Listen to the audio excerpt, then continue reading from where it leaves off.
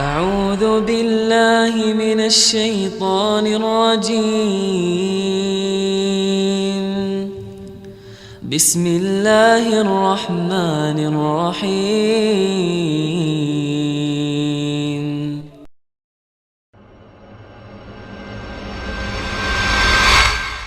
Beberapa cerita yang disebutkan tentang ta'jil uqubah man lam yu'azzim sunnah. Penyegeraan siksa bagi siapa yang tidak mengagungkan sunnah. Dalam sebuah hadis riwayat Imam Muslim dari Salamah ibn al-Aqwa' radhiyallahu anhu, anna rajulan akala 'inda Rasulillah sallallahu alaihi wasallam bishimalih. Pernah seseorang makan di depan Rasul sallallahu alaihi wasallam dengan tangan kirinya. Faqal, lalu Nabi Muhammad sallallahu alaihi wasallam bersabda, "Kul biyaminik." Makan dengan tangan kananmu. Lihat, nih Pak. Seperti yang saya singgung tadi. Yang kita bicarakan bukan hanya perkara akidah. Sunnah bukan hanya perkara akidah, keyakinan hati, tidak. Sunnah berkaitan dengan ibadah, berkaitan dengan muamalah, berkaitan dengan tingkah laku. Lihat, ini makan. Perkara yang berkaitan dengan apa? Tingkah laku. Tapi ketika menyelisih sunnah, maka akan mendapatkan siksanya segera. Lihat, Rasul sallallahu alaihi wasallam bersabda, "Qul biyamini." Makan dengan tangan kanan, makanlah dengan tangan kanan. Dan sedikit menyimpang tentang hukum makan dengan tangan kanan, hukumnya wajib karena perintah. Dan al-aslu fil amri lil wujuh. Asal hukum perintah menunjukkan kepada kewajiban. Qala la astati'. Aku tidak akan mampu. Dia mengatakan seperti ini karena dia sombong. Dia congkak dengan perintah Rasul sallallahu alaihi wasallam tersebut. Maka Nabi Muhammad sallallahu alaihi wasallam bersabda, "Lastata'ta ma mana'ahu illa al-kibru." Kamu tidak akan pernah bisa, artinya tidak akan pernah bisa menyuapkan makanan ke dalam mulutmu. Tidak ada yang menahan dia dari makan tersebut dengan tangan kanan kecuali karena kesombongan. Dan di sini terdapat pelajaran menarik. Semua yang mencela sunnah, sebab utamanya adalah apa? Sombong. Rasul sallallahu alaihi wasallam bersabda dalam hadis riwayat Muslim, "Al-kibru batarul haq wa ghamtun nas." Kesombongan adalah menolak kebenaran dan meremehkan manusia. Kemudian diceritakan oleh Salamah ibn al-Aqwa bahwa ma rafa'aha ila fi. Orang tersebut akhirnya tidak bisa makan. Siksa yang disegerakan bagi yang mencela sunnah. Hadis yang lain dari Abu Hurairah radhiyallahu anhu, anna Rasulullah sallallahu alaihi wa alihi wasallam naha an yushraba min fi siqa. Nabi Muhammad sallallahu alaihi wasallam melarang untuk minum dari mulut teko. Dahulu teko yang dimaksud adalah kirbah. Kirbah adalah tempat air yang terbuat dari kulit. Ya, Nabi Muhammad sallallahu alaihi wasallam melarang meminum itu langsung dari mulut kirbah tadi. Mulut teko yang terbuat dari kulit tadi. Kenapa? Karena kulit tidak terlihat, tidak memperlihatkan air yang ada di dalamnya. Mungkin saja ada binatang, mungkin saja ada ini. Dan itu hikmah dari dilarangnya seseorang minum langsung dari mulut teko. Maka qala Ayyub fa umbitu anna rajulan syariba min fi siqa fa kharajat hayyatun. Aku diberitahukan ada orang yang minum juga setelah dapat larangan Rasul sallallahu alaihi wasallam. Ya, ada orang yang minum juga setelah dapat larangan Rasul sallallahu alaihi wasallam, minum dari mulut teko, maka ternyata yang keluar ular. Saya pesan, Pak, ketika Anda berhadapan dengan sunnah Rasul, baik itu berupa perintah atau larangan, maka jangan banyak gunakan otak. Gunakan firman Allah, "Innama kana qaulal mu'minin idza du'u ila Allah wa rasulihi liyahkuma bainahum an yaqulu sami'na wa." gunakan itu. Ya, saya ulangi baik-baik. Jika Anda mendapat sunnah Rasul, baik itu perintah ataupun larangan, maka jangan terlalu banyak gunakan otak Anda. Gunakanlah firman Allah yang berbunyi, innama kana qaulal mu'minin. Innama adatul hasr, kata yang menunjukkan pembatasan.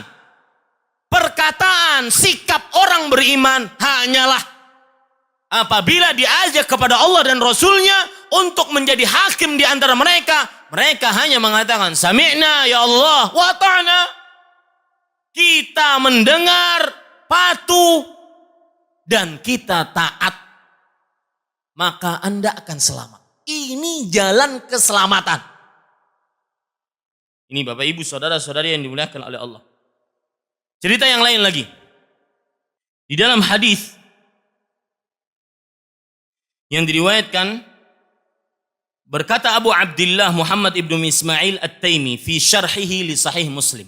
Abu Abdullah Muhammad ibnu Ismail At-Taimi berkata ketika mensyarah hadis-hadis yang ada dalam kitab Sahih Muslim. Qara'tu fi ba'dil hikayat. Sebelumnya saya ingin menyimbang sedikit tentang hati. Mudah-mudahan termotivasi dengan ini. Kalau kita lihat imam-imam al-muhaddithin, para imam ahli hadis, Imam Al-Bukhari, Muhammad ibnu Ismail ibnu Barzizbah, Al-Bukhariyu maulahu. Imam Muslim, Muslim ibnu Al-Hajjaj ibnu Muslim An-Naisaburi. Imam Abu Dawud As-Sijistani. Imam At-Tirmidzi. Imam Ibnu Majah, Imam An-Nasai, seluruhnya bukan orang Arab, tetapi menjadi imam di dalam ilmu hadis. Pelajaran yang menarik dari sini, jangan remehkan kemampuan kita, tetapi gunakanlah sabda Rasul sallallahu alaihi wasallam, ihris ala ma yanfa'uk wa la ta'jiz. Bersungguh-sungguhlah untuk sesuatu yang bermanfaat untukmu. Dan janganlah engkau lemah. Engkau malas. Ini pelajaran bagi kita. Memotivasi kita. Semua dari kita mempunyai kemampuan masing-masing yang diciptakan oleh Allah Subhanahu wa ta'ala. Jangan sampai merasa lemas, putus asa dalam beramal ibadah. Fulan, berapa umurmu? 30-40 Ustaz. Hampir 50 Ustaz. Berapa hafalanmu? 3 qul Ustaz. 3 qul. Qul huwallahu ahad, qul a'udzu birabbil falaq, qul a'udzu birabbin nas. Oh iya Ustaz, tambah surat paling favorit, inna ataina. Kenapa? Kemana aja selama ini? Kok umur 30, 40, 50, kok hafalannya cuma 3 qul? Kemana aja selama ini? Ada Ustaz di bagian nyake? Bukan itu yang saya tanya. Ngapain selama ini? Oh kalau masalah ngapain kemudian saya nggak hafal Quran, kayaknya takdirnya kayak begitu. Kok bersandar dengan takdir dalam urusan prestasi ibadah? Jangan remehkan diri Anda. Semua orang mempunyai kapasitas untuk berprestasi di hadapan Allah Subhanahu wa taala. Sebagaimana imam-imam bukan dari Arab akan tetapi mereka imamul muhadditsin. Maka jangan remehkan potensi yang ada dalam diri kita, apapun bentuknya. Saya Ustaz, saya punya kekuatan, saya akan beramal di situ. Saya Ustaz, saya punya harta, saya akan beramal di situ. Saya Ustaz, saya punya kecerdasan, saya akan beramal di situ. Saya Ustaz, saya punya anak, saya akan jadikan anak saya sebagai pejuang Islam, membela sunnah, biar tidak seperti bapaknya yang tidak tahu sunnah. Ini adalah prestasi. Ini Bapak Ibu saudara-saudari yang dimuliakan oleh Allah Subhanahu wa taala. Baik, kita lanjutkan.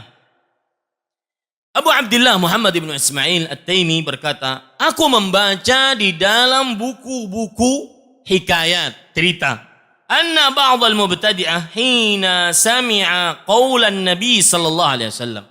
Ketika mereka mendengar sabda Rasul sallallahu alaihi wasallam, idza stayqadha ahadukum min naumih fala yaghmis yadahu fil ina'i hatta yaghsilaha fa innahu la yadri aina batat yaduh. Jika salah seorang dari kalian bangun tidur, maka janganlah dia memasukkan tangannya langsung ke dalam bejana, ke dalam ember sampai dia mencucinya.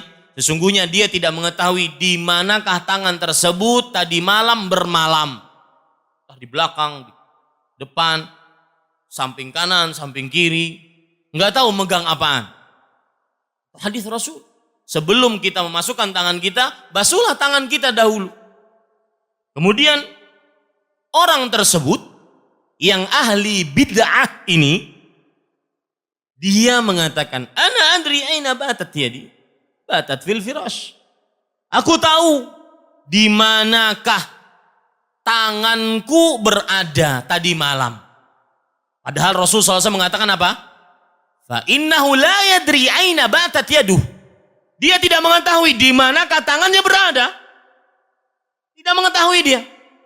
Orang ini malah mengatakan, aku mengetahui. Ya, bukankah ini menentang sunnah Rasul SAW? Tanganku berada di atas kasur.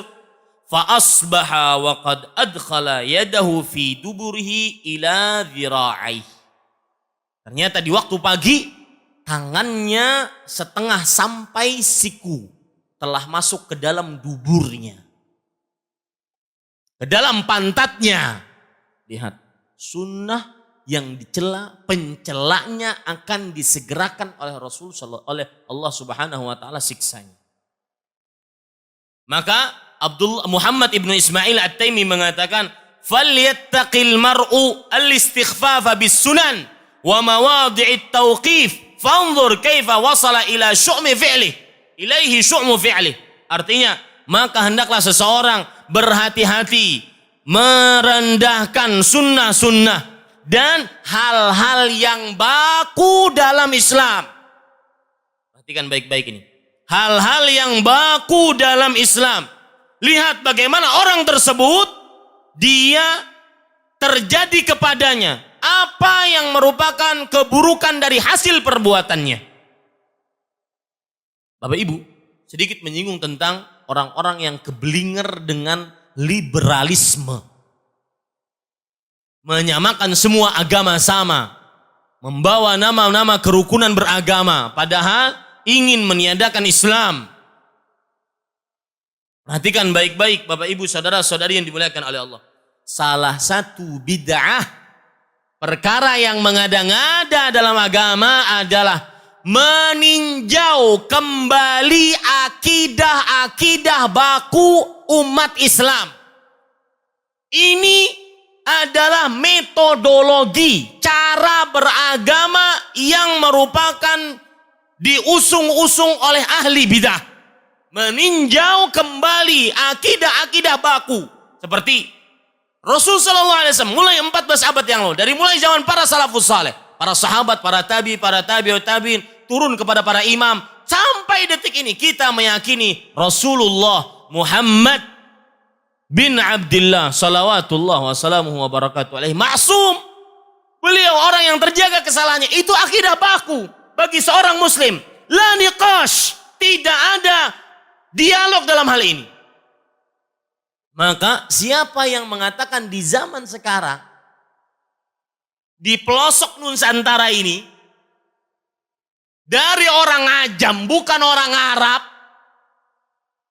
ya, yang mengatakan Nabi enggak maksum, maka orang ini telah beragama dengan agama yang bid'ah. Dan ini yang dilakukan oleh mereka. Contoh misalkan lagi, amalan haji. Haji amalan baku dari mulai 14 abad yang lalu. Sampai detik ini. Di zaman sekarang ada orang mengatakan haji pemborosan. Ini namanya mereview akidah-akidah baku. Dan itu bid'ah. Al-Quran mulia. Kalamullah ghairu makhluk. Firman Allah yang bukan makhluk. Dari mulai 14 abad yang lalu diyakini oleh Nabi, para sahabat, para tabi'in, para tabi'ut tabi'in, para imam. Sampai detik ini ada di zaman sekarang Al-Quran hasil budaya Arab. Ente kemana? Kampungan, subhanallah. Ini Bapak Ibu saudara-saudari yang dimuliakan oleh Allah Subhanahu wa taala. Kemudian perhatikan lagi riwayat yang lain. An Abi Yahya As-Saji rahimahullahu taala qala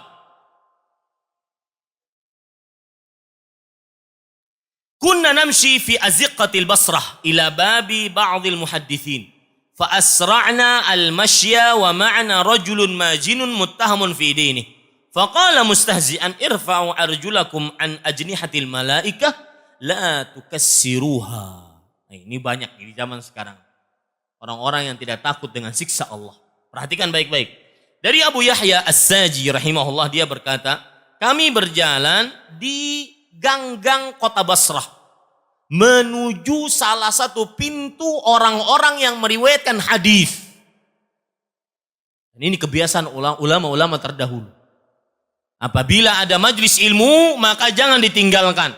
Mereka senantiasa sambil berjalan di gang-gang kota Basrah, di Irak, untuk menuju majlis-majlis ilmu. Dan bersama kita ada seorang lelaki yang dituduh selalu mencela sunnah. Jadi Pak, mencela sunnah itu mulai ada di zaman dahulu.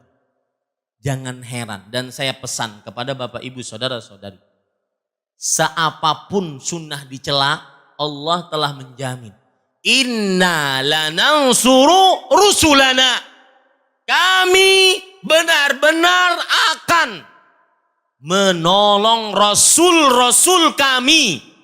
Itu sudah jaminan Allah. Maka tenang saja. Yang ada wajib pada kita tuntut ilmu, tanamkan dalam hati kita sebagai akidah, amalkan, dakwahkan. Adapun orang-orang yang mencela, fala yalumanna illa nafsah. Tidak ada buruk kecuali untuk dirinya sendiri.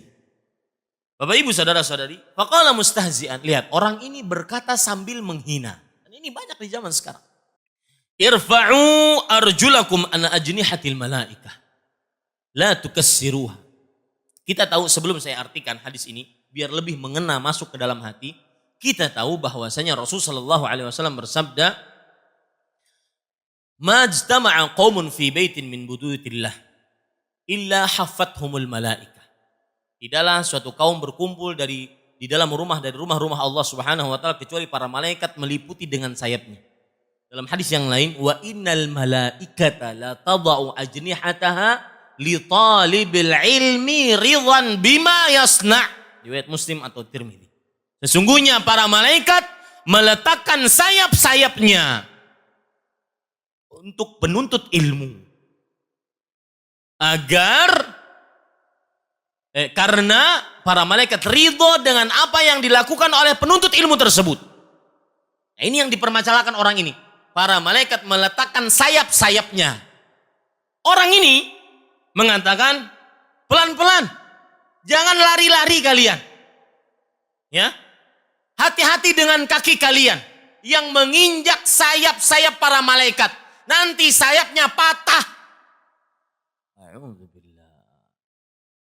Lihat, Bapak Ibu saudara-saudari, falam yazal min maudhi'i hatta jaffat rijlahu wa saqat. Maka masih saja orang tersebut seraya ketika dia berucap itu dia tidak bisa jalan dan langsung terbenam kedua kakinya ke dalam bumi. Itu siksa Allah bagi orang yang mencela sunnah. Maka hati-hati lisan, sebagaimana sabda Rasul sallallahu alaihi wasallam, wa innal 'abda la yatakallamu bi kalimah la yulqi laha balan yahwi biha fi nari jahannam 70 qadifan. Seorang mengucapkan sebuah ucapan yang dia acuh tak acuh. Ya, menghina mungkar dan nakir, menghina jenggot. Semakin panjang jenggot semakin goblok. A'udzubillah. Ya. Ini Bapak Ibu saudara-saudari yang dimuliakan oleh Allah Subhanahu wa taala. Menghina hadis Rasul. Saya jadi benar-benar tadi sholat merasakan benar-benar indahnya sunnah. Memang harus diuji kita ini. Ketika Al-Ustadz Al-Fadhil, Ustadzi Al-Karim, Al-Ustadz Mizan hafizahullah ta'ala mengatakan, lurus rapat, itu kita dalam hati, ini loh sunnah Rasul yang kamu hina. Ini sunnah Nabi. Jangan sampai syaitan masuk ke dalam tempat-tempat sholat kita. Ini Bapak Ibu saudara-saudari yang dimuliakan oleh Allah Subhanahu wa taala. Qala An-Nawawi, Imam An-Nawawi rahimahullah mengomentari ayat cerita ini. Qala Al-Hafidh Abdul Hafidh isnadu hadhihi al-hikayah kal wajdi ay ka ra'yil 'ain li'anna ruwataha a'lamu a'immah. Cerita tadi, kalau seandainya ada yang meragukan, Imam Nawawi mengatakan sanad dari cerita tadi adalah seperti mata yang membelalak. Kalau bahasa kita, seperti matahari di siang bolong. Karena para perawinya seluruhnya adalah para imam. Sahih riwayatnya. Lihat bagaimana buruknya, celakanya pencela sunnah Nabi Muhammad sallallahu alaihi wa alihi wasallam. Lihat lagi. Sebuah riwayat yang disebutkan oleh Imam Az-Zahabi. Qala Al-Qadhi Abu Thayyib, Al-Qadhi Abu Thayyib rahimahullah, kunna fi majlisin bi Jami'il Mansur. Kami di sebuah majlis di masjid yang bernama Jami' Mansur. Faja'a syabun Khurasani. Datang seorang pemuda berasal dari Khurasan. Fasa'ala an mas'alatil musarrat. Dia bertanya tentang masalah musarrat. Musarrat adalah masalah sapi diikat. Puting susunya dan tidak diperah. Sehingga sapi tersebut puting susunya kelihatan besar. Apa hukumnya dalam Islam? Maka fatalaba bid-dalil. Orang tersebut, pemuda ini meminta dalil. Hatta istadalla bihadithi Abi Hurairah al-waridi fiha. Hatta istudilla. Sampai disebutkan hadis Abu Hurairah radhiyallahu anhu yang terdapat di dalam masalah ini. Faqala wa kana Hanafiyan Abu Hurairah ghairu maqbulil hadits. Orang ini syab Khurasani bermadzhab Hanafi. Dan dijawab dengan hadis Abu Hurairah yang menguatkan pendapat mazhab Syafi'i. Maka orang ini mencela Abu Hurairah radhiyallahu anhu. Dia mengatakan Abu Hurairah hadisnya enggak diterima. Mencela hadis Rasul, mencela para sahabat. Famastatamma kalamuhu hatta saqatat alaihi hayyatun 'azimah. Belum selesai dia ngomong, ya, atau pas habis selesai dia ngomong bahwa hadis Abu Hurairah tidak diterima, maka turun keluar dari atap masjid tersebut ular besar min saqfil jami', dari atap masjid tersebut. Fawathaban nasu min ajliha. Orang-orang semua terperanjat, bangun. Waharaba syabu minha. Dan pemuda tadi lari. Wahiyya tatba'uhu. Itu ular mengikuti dia. Kemana pemuda itu lari? Faqila lahu tub. Maka diucapkan kepada pemuda tersebut, wahai pemuda, bertaubat engkau. Faqala tubtu. Faghabatil hayyah falam yura laha athar. Maka ketika dia hanya dengan mengucapkan aku bertaubat, maka ular tersebut hilang, tidak terlihat bekasnya. Wa qala Az-Zahabi, Imam Az-Zahabi rahimahullahu taala, Muhammad bin Ahmad bin Utsman Az-Zahabi rahimahullah, ulama Islam abad ke-8 Hijriah, beliau mengatakan isnaduha a'immah. Sanad cerita ini adalah para imam. Lihat Pak, disegerakan orang-orang yang mencela sunnah Rasul sallallahu alaihi wasallam, ancamannya disegerakan oleh Allah Subhanahu wa taala. Cerita yang lain. Ini cerita balagana qala Qutbuddin Al-Yunini. Qutbuddin rahimahullah berkata, balagana anna rajulan yud'a Aba Salamah min nahiyati Busra. Artinya ada seorang yang bernama Abu Salamah, sering dipanggil dengan Abu Salamah. Dia dikenal berasal dari Basra. Kana fihi majnun wastihtar. Mujawwanun wastihtar. Orang ini sering menghina dan mencela, meremehkan sunnah. Fadzukira indahu siwak wa ma fihi minal fadilah. Di hadapan dia disebutkan tentang keutamaan bersiwak. Faqala wallahi la astak illa fi al-makhraj, yakni duburah. Sungguh orang tersebut kemudian mengatakan, aku tidak akan bersiwak kecuali di pantatku. Menghina siwak. Apa yang terjadi? Fa akhadha siwakan fa wada'ahu fi makhraji thumma akhrajahu. Ternyata benar, dia lakukan itu. Dia bersiwak di pantatnya. Kemudian dia keluarkan. Dan ini membuktikan kepada kita, orang pengikut hawa nafsu, pengikut bid'ah sulit bertobat. Disuruh bertobat dari perkataannya yang menghina sunnah, malah klarifikasi. Lihat di Indonesia ini. Disuruh bertobat dari perkataan yang kufriyah. Perkataan kufur. Bahwa Nabi Muhammad SAW tidak dijamin masuk surga. Wallahi Pak, tidak ada ulama yang mengatakan itu. Perkataan kufur. Disuruh bertobat malah klarifikasi. Malah benar-benar sekali lagi menekankan bahwa Nabi tidak dijamin masuk surga. A'udzubillah. Siapa yang pertama kali dibukakan pintu surga? Rasul sallallahu alaihi wasallam. Ini Bapak Ibu saudara-saudari yang dimuliakan oleh Allah. Maka saya sering mengatakan, yang mengatakan bahwa Nabi Muhammad sallallahu alaihi wasallam tidak masuk surga itu tidak lebih dari 4 orang. Orang kafir, orang munafik, yang ketiga orang yang menghina Rasul sallallahu alaihi wasallam, atau yang keempat orang yang tidak tahu kedudukan Rasul sallallahu alaihi wasallam, atau yang kelima tambahannya orang yang tidak paham hadis. Ini Bapak Ibu saudara-saudari yang dimuliakan oleh Allah Subhanahu wa taala. Coba perhatikan, susah untuk bertobat. Ahlu bid'ah susah untuk bertobat. Yang berkata memanjangkan jenggot tambah panjang tambah goblok, malah klarifikasi. Susah untuk bertobat. Maka Bapak Ibu saudara-saudari, dia mengatakan benar, dia bersiwak di mana? Di duburnya. Famakatha ba'da 9 ashhur wa huwa yashku min alamin fil batni wal makhraj.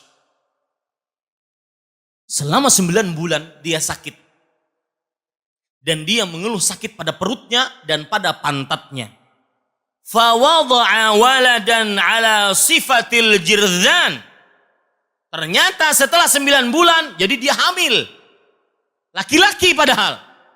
Setelah 9 bulan dia mengeluarkan seorang anak yang berbentuk zirzan. Lihat sifat zirzan. Lahu arba'atu qawaim wa ra'su kara'sis samakah. Punya kaki 4, kepalanya seperti kepala ikan. Walahu duburun kaduburil arnab.